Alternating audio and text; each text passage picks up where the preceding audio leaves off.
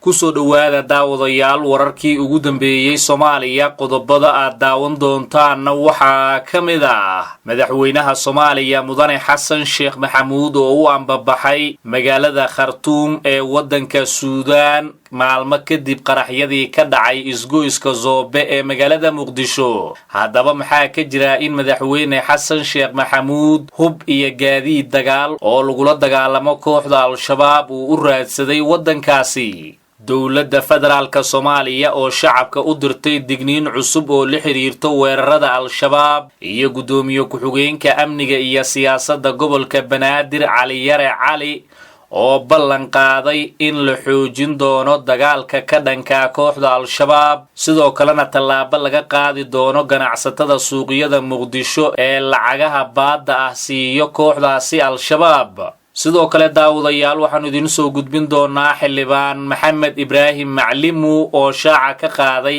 cidda Al-Shabaab u fududeyso qaraxyada ay soo geliyaan magaalada Muqdisho. qodobada iyo qaar kale oo faahfaahsan ayaa daawadayaal muuqaalkan ku daawan doontaan. haddii aad nagu cusub tahay nagu soo biir oo channelkan subscribe saar si aad uga mid noqoto saaxiibada helo wararka aanu halkan soo gelino. aynu ku bilownee daawadayaal madaxweynaha Soomaaliya mudane Xasan Sheekh Maxamuud ayaa u ambabaxay safar kale oo dibadeed isagoo gaaray magaalada Khartoum ee wadanka Suudaan ugana sii gudbi doono dalka Algeria sida lagu sheegay qoraal ka soo baxay Villa Soomaaliya. Xasan Sheekh Maxamuud oo safarkiisa uu ku soo beegmay kadib qaraxyadii ka dhacay magaalada Muqdisho ee caasimadda Soomaaliya oo 100 iyo ku dhawaad 20 qof ay ku dhinteen ayaa halkaasi uga qaybgalaya shir madaxeedka dalalka jaamacadda Carabta sida madaxtooyada ay sheegtay. hayeeshee Villa Soomaaliya ayaa isku dayday inay qiil u samayso safarkan isla markaasina ay xiriiriso safarka iyo dagaalka ka dhanka Al-Shabaab. qoraalka Villa Soomaaliya ayaa lagu yiri madaxweynaha jamhuuriyadda Xasan Sheekh Maxamuud oo xooga saarayo sidii Soomaaliya looga taageeri lahaa dagaalka lagu ciribtirayo khawaarijta ayaa gaaray magaalada Khartoum halkaasi oo uu kula kulmay wasiirka gaashaandhigga dalka Suudaan sareeyo guud Yaasiin Ibraahim Yaasiin. qaar ka mid ah shacabka oo ka falceliyay qoraalka safarka uu ku tagay madaxweynaha wadanka Suudaan ee Villa Soomaaliya boggeeda la soo dhigay ayaa muujiyay sida aysan ugu qanacsanayn iyaga oo u soo dhigay qoraallo canaan ah oo lagu canaananayo madaxweynaha.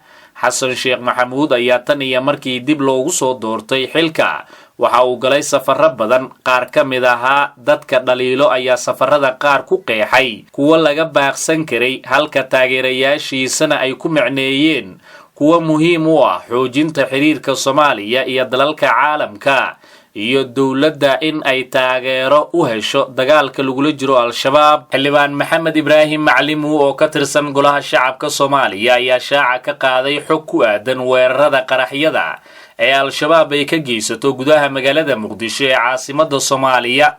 Maclimu ayaa sheegay inay jirto wada shaqayn ka dhaxayso kooxda Al-Shabaab iyo qaar ka mid ah saraakiisha laamaha ammaanka dowladda sida uu ku sheegay qoraal uu soo saaray.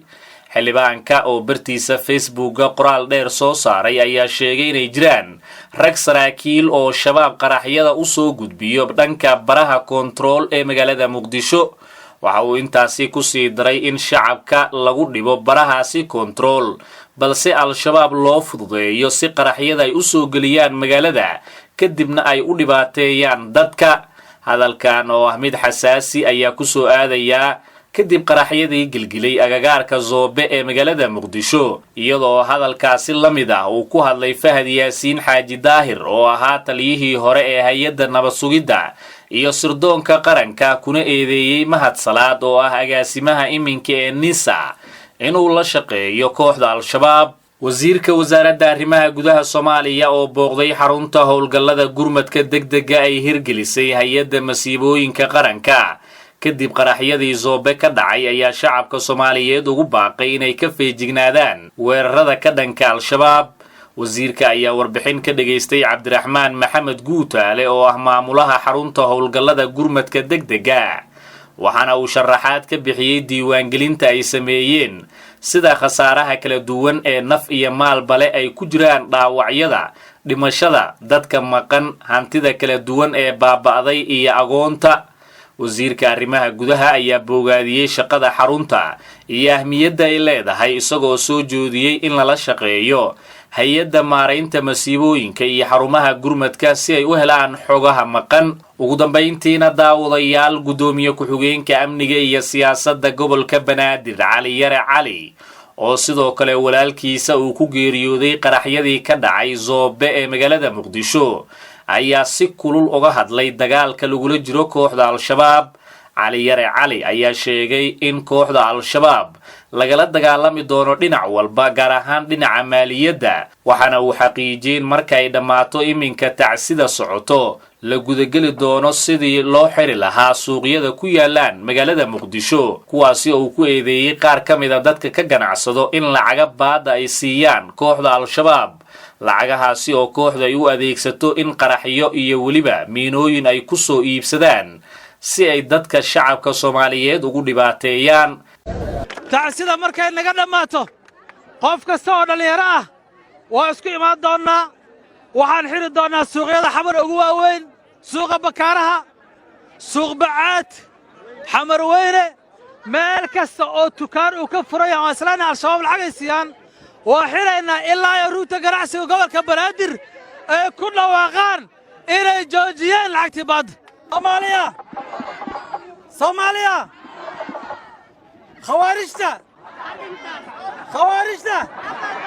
khawaarijta ciidamada xoogga dalka idinkuna noolaada.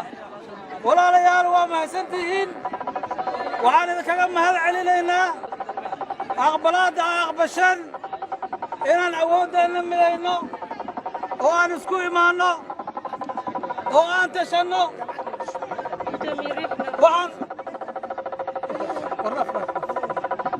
waxaan u mahadnaqaynaa halkan jaamacadihii dalka oo dhan waa joogaa dhammaan. waxaan uga mahad celinaynaa wasaaradda waxbarashada iyo tacliinta sare oo xalay fasax ku dhawaaqday iskuullada iyo jaamacadaha si ardayda Soomaaliyeed ay uga qayb qaataan gurmadka. walaalayaal waa mahadsantihiin. sidii shalay aan sheegay, dalku wuxuu ku jiraa dagaal haddii lagu jirana dhimasho waa imaanaysaa, dhaawacna wuu imaanayaa, burburna wuu imaanayaa, guri kastana waa taabanaysaa. ma taqaano gurigaan waa mas-uul, ma taqaano qofkani waa arday, ma taqaani kana waa ganacsadihii baadda Al-Shabaab siiyey. iyaga ruuxooda ilmahooda xamar jooga hadday meesha lugaynayeen sidii ummaddaana kan u dhibtootay u dhibtoonayaan. nimankaasi waa wuxuush, waa wax magarato, waa khawaarij, waa diinlaawayaal. annaga laba waxay nooga baahan yihiin oo keliya.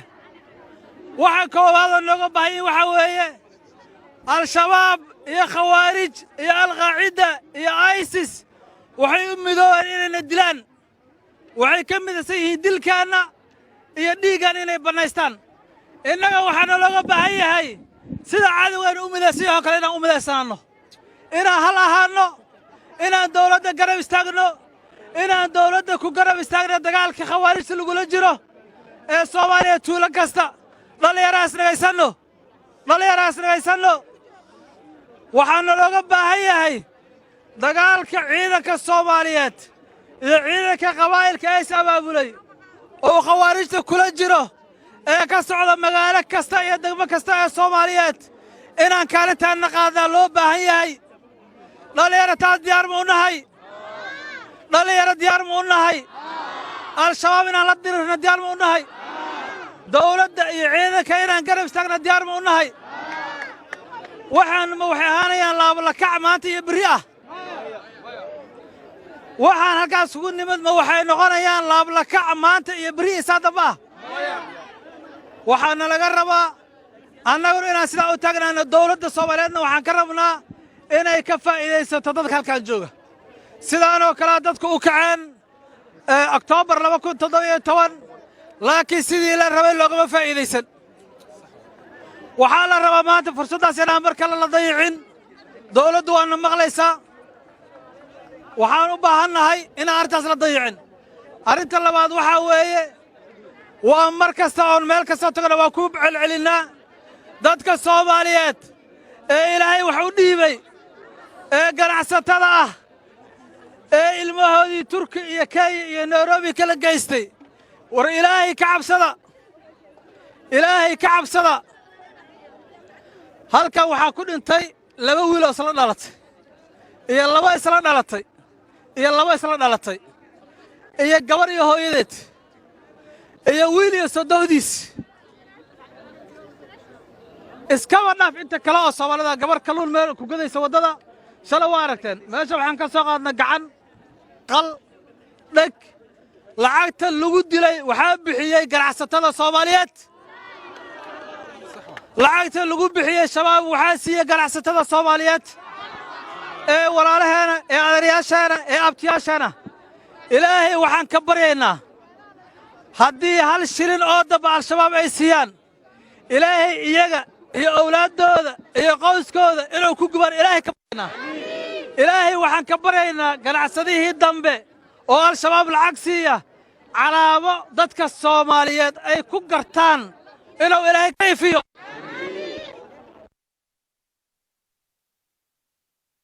سيريال وحكت الراشين هل كان وحاج نويا لو كله بقول فستو أو شدالة أو بدأ ذي كبني جهاز أو لو قلت ترجلي إن إسبيتال هذا الله قيبيه شلون هل كان مركان نمد استالكوا حين نشجعن إن ماشان مد ويلا تطبقوا فرجال كي يكون جيران شدالكوا أو جواب سكية هاي شركة شدالك الصومالية كان أيان عدس أدرسناي وحكى سو جوابت شركة هاس أنا مركان حنوك كجرنا عدي وإحنا لقى ستار معامل ونقرنا شركة دي مركان حنون كجرنا نقرب استاكته شركة داسة وحكا قدرنا هذا السكرتة كانت أيضا كقدرنا هذا الشلالك كانت أيضا كقدرنا شركة دي ما تنق حنوصلنا هيدا عينا استاكته وحرمنا شركة داس إلى معامل ونقطان